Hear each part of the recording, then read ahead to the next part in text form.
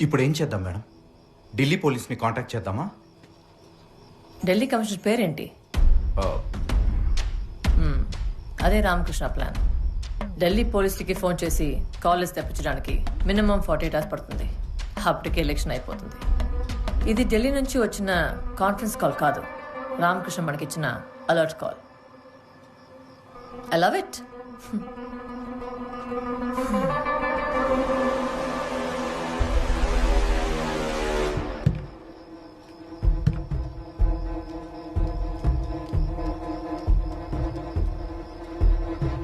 Ramakrishna service file.